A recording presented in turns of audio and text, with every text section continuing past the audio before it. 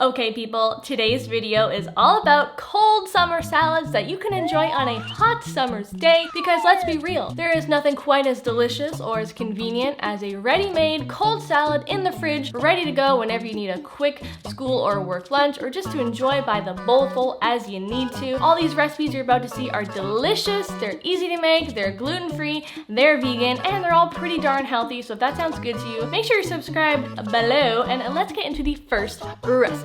Okay, this grilled green onion and potato salad is kind of putting a bit of a barbecue-ish spin on a pretty standard potato salad recipe. But what I love about this is that we're actually baking the potatoes first because personally I find that boiled potatoes just end up kind of a little too soggy and I just love the texture of the baked potatoes. So definitely make sure you bake them, and then by adding in grilled green onions we get the most amazing smoky barbecue charred flavor that you're gonna love. So let's make it. Alright folks, this recipe is packed full of fresh veggies and whole foods. Yay! Let's get into it. We're going to take some mini potatoes, about 3 pounds, and you're gonna toss them in like a teaspoon of oil. Or you can skip the oil if you're oil free and just toss them in some soy sauce. Season them with some salt and pepper to taste. Now we're just going to arrange them in a single layer on a large baking tray. We're just gonna bake them for 45 minutes at 425 degrees Fahrenheit until they're nice and roasty. Now for perhaps my favorite element of this whole recipe, we're going to pan fry some green onions. Now alternatively, you could totally do this on the barbecue if you had one, but ours is currently non-functional, so into the frying pan they go. And that's okay because they turn out damn delicious either way. We're gonna grill them on each side for about 5 to 6 minutes until they're nice and brown and charred and not burnt, but you know, until they're nice and crisp and look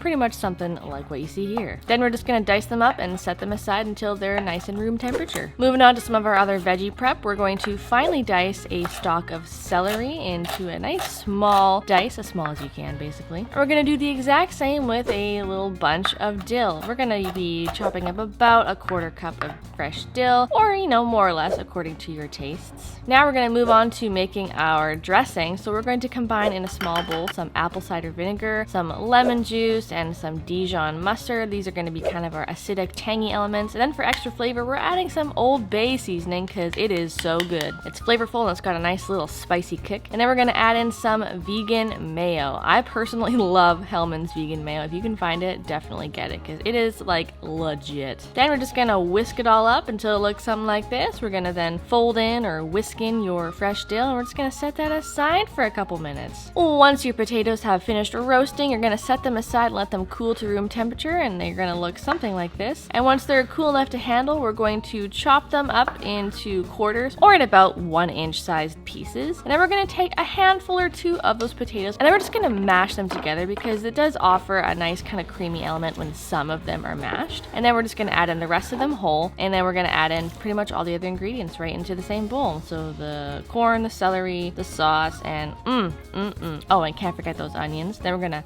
add some salt and pepper to taste just for extra flavor, and that's pretty much it. Just give it all a good toss until the sauce has coated all the ingredients, and then this is best served chilled. It tastes better the next day if you can make it a day ahead of your, you know, event that you're gonna bring this to, or if you're gonna make this for school or work lunches for the week. Oh man, it honestly tastes so good after it's sat in the fridge overnight. However you decide to eat it though, it is damn delicious, and I know you're gonna love it. Soy curls, they are the chicken of the plant world, and I am so stoked to be showing you guys my favorite vegan chicken salad recipe. You can eat it in so many different ways, in lettuce wraps, on some greens, in a sandwich. It's so good. There's so many good things going on with this recipe. It's so quick to make, and I guarantee you this is gonna be something you make on repeat all summer long. Let's make it. My goodness, you guys, this vegan chicken salad is a total banger, and when I say I could eat it every single day of my life, that is no joke. So we're gonna rehydrate some soy curls in hot water, and then once they're hydrated, we're just gonna set them aside until they have reached room temperature. Now let's move on to make our creamy sauce. So we're gonna add some vegan mayo into a bowl, and then we're gonna add about a tablespoon of lemon juice. Try not to get a seed in there like I did. And then for more tanginess and delicious flavor, we're gonna add some more Dijon mustard because this isn't really a salad if you don't have Dijon mustard. Then we're just gonna add a touch of apple cider vinegar and some delicious spices. We got some garlic powder, some some paprika, salt and pepper, and then we're gonna chop up some more fresh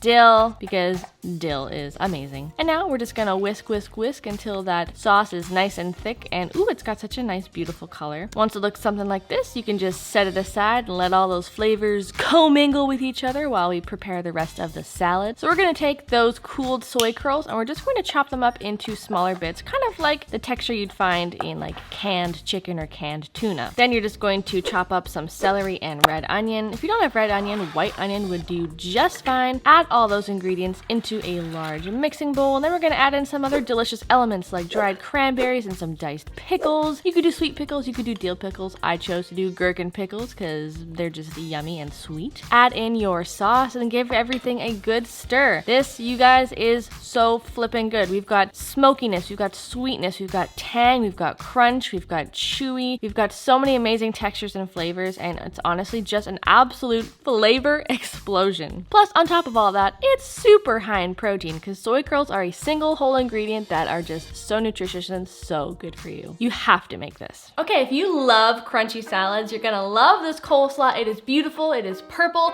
it's crunchy, it's full of antioxidants, it's got sweet things in there, we've got some seeds, we've got a sneaky source of protein, and this coleslaw is so creamy and tangy. You're going to love it.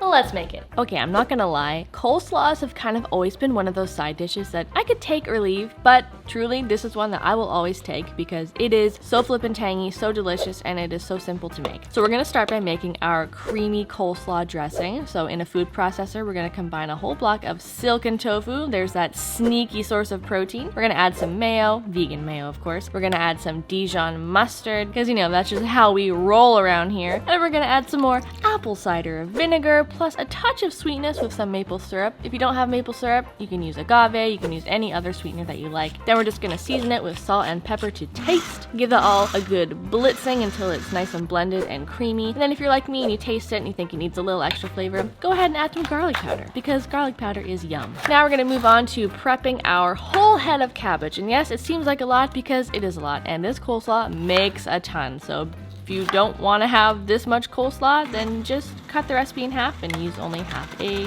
head of cabbage. And it goes without saying, you can also use a head of green cabbage if you don't have purple. I like to prep my cabbage in a food processor because I have a handy dandy grater blade, but if you don't have one, you can just chop it finely, and you can also just julienne your carrots until they look something like this, nice and thinly sliced. Now we're gonna add some dried cranberries for sweetness and a little bit of tartness. We're gonna add some fresh spring onions. We're gonna add some sunflower seeds for crunchiness, and then we're gonna pour in a delicious bowl of coleslaw dressing. And yes, it looks like a lot because it is a lot, and there is a lot of veggies in here, so be prepared to have lots of coleslaw on hand. But I can tell you, I recently made a huge batch of this coleslaw for a potluck, and it all got gobbled up. It was such a hit. Everyone loved it. It's so delicious. It's tangy and it's crunchy. It's just so satisfying, and you just can't beat having a nice big bowl of crunchy slaw served up with some burgers and veggies and chips and all sorts of good barbecue fixins. If you guys like this video, I got lots more where that came from. Make sure you subscribe below. Check out this video here because I got more summer salads in the queue for you. I thank you so much for watching, and I will see you in the next one.